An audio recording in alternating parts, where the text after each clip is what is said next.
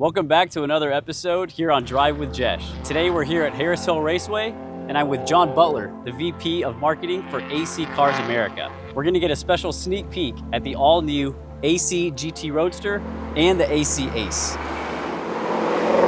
What can you tell us about these two brand new cars right here? Really, each of these cars is bespoke. We build them for each customer individually. Ford sourced 5.0 liter V8. This one has the Roush supercharger and it puts out roughly 700 horsepower.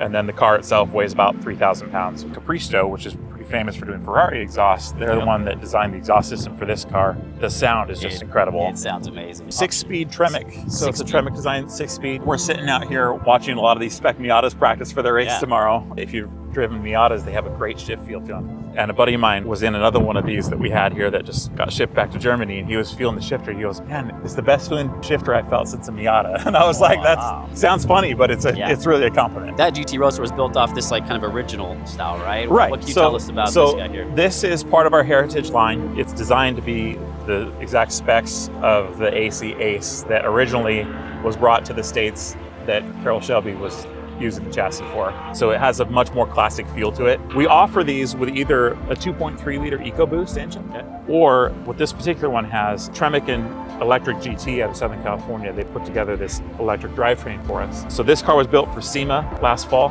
and it has about a 200-mile range. I want to say 0 to 60 is about 4 seconds or so. Testing, testing, testing.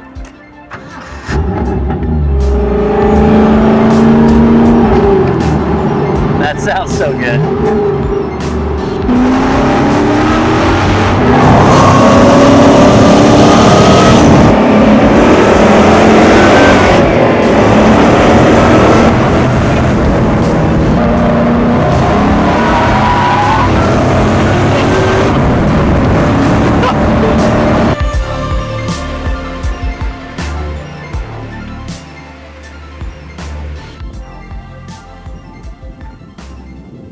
While the AC team was in town, I had the chance to take Jon to one of Austin's best back roads to ask him a few more questions about the brand and his personal story.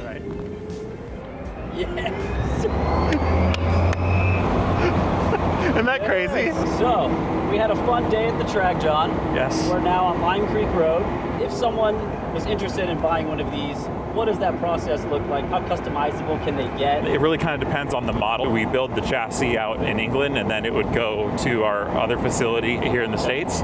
The order process, typically we would take a deposit on a car, and usually that's around $25,000. Then I usually meet with somebody and we start building your car. Right now, I think that the wait is about 18 to 24 months, which is pretty standard if you're talking about a custom car made of carbon fiber, you know? Every once in a while, we got to just get on it and feel that. Enjoy the road a little bit, right? In terms of the AC customer in 2025, Jon, are you seeing a lot of car enthusiasts? Are you seeing collectors?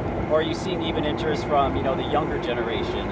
Actually, it's funny you mentioned that. Is that I think that, as you might expect, most of our clients are middle-aged. However, we have seen some younger generation people show more and more interest recently. Not everybody wants a GT3 RS that they can see at every Cars of Coffee. With these being such rare cars, there's definitely a collector mindset to a lot of the buyers too. Koenigsegg and Rimac had said on Top Gear that they're hearing one big request from their customers, and that's analog. And seeing these dials in here, it really seems like AC is well positioned for that potential shift. Do you think that demand might cause, manufacturers to retrofit their cars or make them kind of look more old school in a way to match that demand? Business 101, right? You have to recognize where the demand is. And there was a trend for a while there of the manual transmission kind of going the way of the dinosaurs. But lately, it seems like there's more of a demand. There's, what do they call it? The Manual Preservation Society. Myself included, my son being 16 just got his first car. It's a manual transmission car. And he's a car enthusiast. So it's exciting to me to see that. Car enthusiasts are wanting a more raw, more connected feel. They're not wanting the bigger screens, the more technology, more horsepower. It's more just about that connected feel. What you were saying about Koenigsegg and Rimac, I think they're spot on.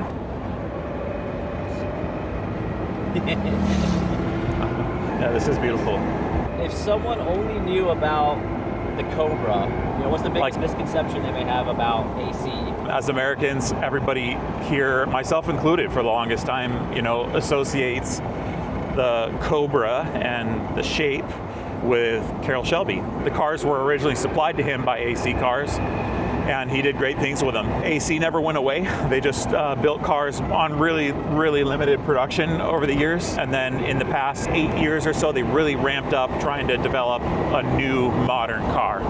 And that's where we get the GT Roadster. Really in an exciting time for AC, where it's a very small but mighty team, right? You've got, 5 people in the U.S. right now? Yeah. You're wearing many hats. One of the things on DriveWithJesh, it's not just about the cars, but also about the people behind the wheel. I'd love to learn more about you and your role and responsibilities right now. Sure. Car obsessed since I was 3 or 4 years old. My grandfather used to vintage race Ferraris. He was actually one of the founding members of the Ferrari Club of America, and he was president of the club in the 70s. So I grew up as a big Ferrari fan. He had just talking about interesting cars, the one that I remember the most growing up, Ferrari in the early 50s brought 4 of their 375 F1 cars to the Indy 500 to try and race them. Oh, wow. And so he had one of those. He had the Johnny Parsons car, which is out in a museum in Europe now. He had that my whole life growing up. From a professional standpoint, I didn't really want to follow the footsteps of my family as much. I come from a family of engineers, so I ended up studying economics and finance, a little bit of psychology, got a master's in organizational leadership and servant leadership. I like working with people and I like working with cars, and that's really what it comes down to. Out of college, I ran a sports car dealership of my own that I started and was selling cars around the world, and really focused on the online marketing aspect of those. And then I got involved with real estate and got out of cars for a while. And honestly, I did better with that than I did in the car industry, but my passion was more in cars still. I did a lot of contract work, consulting, doing events for Triumph Motorcycles. Did that for a few years. I really enjoyed it. They have a great team of people there. And I was actually in a bad motorcycle accident, a head-on collision on a company bike on my way back to the hotel one night. And I said, maybe it's time to get back into cars. And at the time, I was literally sitting on my couch in multiple casts trying to apply to jobs. I saw that AC was producing cars and remaking cars in Europe. And so I kind of cold called them. I basically emailed their generic line. I said, hey, if you're ever in the States, I'd love to get involved. And so they emailed me back and said, send us a CV. We'd like to know a little bit more about you. And then that kind of started the conversation, and things developed there pretty organically. You've got 5 people here. Yeah. VP of marketing. How are you juggling, a big launch like this with? Sure. First month, I don't think I slept a whole lot. My original title was the director of sales and marketing, and so I felt Those are 2 big jobs. They're 2 huge jobs, exactly. I had a conversation with David Kanza, our global CEO. He was explaining that 60+% of the global sales are here in the States. And I was like, that's just me. That's just me right now. Our US CEO, Jeremy, he's really great at knowing the appropriate time to take risk and to how to do it calculated. And so after Monterey this year, we saw just the immense amount of interest we had in the cars. The GT Roadster that's behind us right now, that car was on the concept lawn at Pebble Beach. And I think we took almost 20 orders that day. So the market is definitely there. And Jeremy and I had a phone call. He wanted to get my take on how it was, and I said, Jeremy, this is insane. It's even more than we originally thought. This is incredible. It's time to ramp up production and build some cars. And so we ended up closing on this property here in Texas to be our main service center. It's also the location that we're going to put engines in the cars and then send them to customers from there. Okay. And then we have our headquarters, if you will, right now is West Palm Beach, Florida. So is there anything, Jon, be looking forward to the rest of the year? Any other events, anything, announcements you guys? Yeah, next week we're going to be at the Audrain Concours up in Newport, Rhode Island. Okay. I'm looking forward to that. It should be a really beautiful event. The facility there is incredible. The organizers seem to be really on top of things. Looking forward to that. There's a good chance we're going to be doing more here in Texas. This is sort of a home base for us now. I know we have some events scheduled for Florida, Bay Area again as well. So be busy. Yeah. Big shout out to Jon and the whole AC team.